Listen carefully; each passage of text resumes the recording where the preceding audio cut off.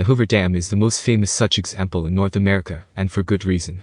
Built between 1931 and 1936 during the Great Depression, the project was truly a feat of engineering for the time.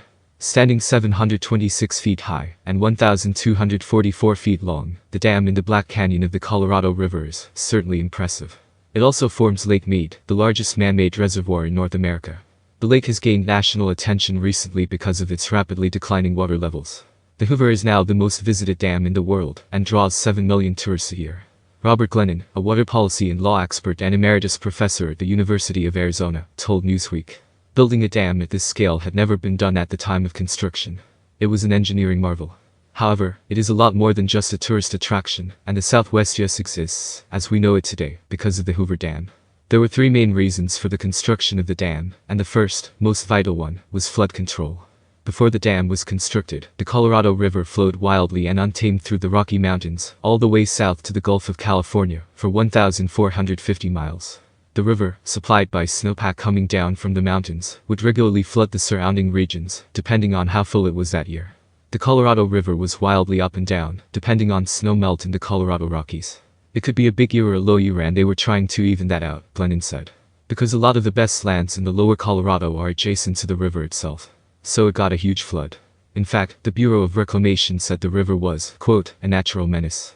One such example of this flooding occurred between 1905 and 1907, when the Colorado River broke through its banks and flooded 100,000 acres of farmland in Southern California. This was around the same time that the Bureau of Reclamation started planning for a dam in the Boulder Canyon region, on the Colorado River. Plans were set in motion, but flood control was not the only thing they had to think about. Water supply was another main reason for building the Hoover Dam. The second very important purpose for its construction was water supply. About 40 million people depend on water from the Colorado River, and that is through Hoover Dam. Once it was constructed, the river flowed when the Bureau of Reclamation determined it would flow, Glennon said. Before the Hoover Dam, farmers downstream had a lot of water only in the spring when the snowpack melted. Then the water would peter out by the end of the summer.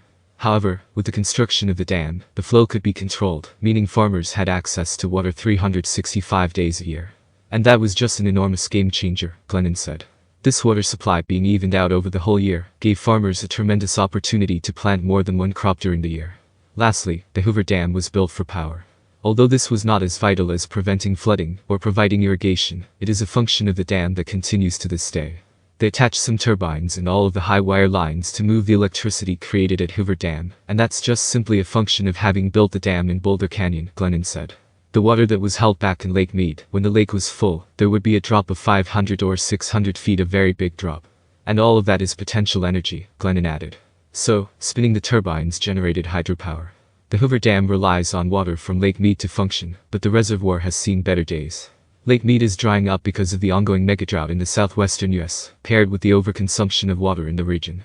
The drought is making weather patterns such as seasonal rainfall harder to predict and less frequent.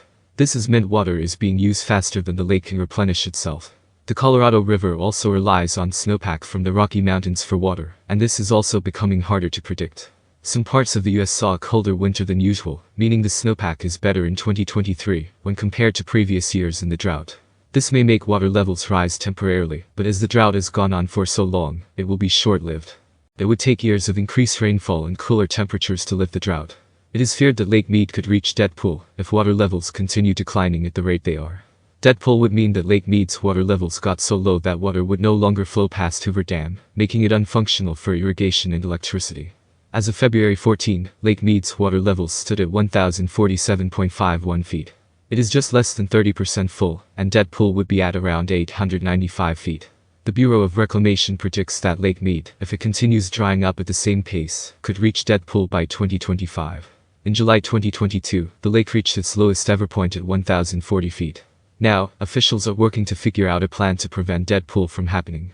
Because if it did, it would be a catastrophe for the surrounding region, Glennon said.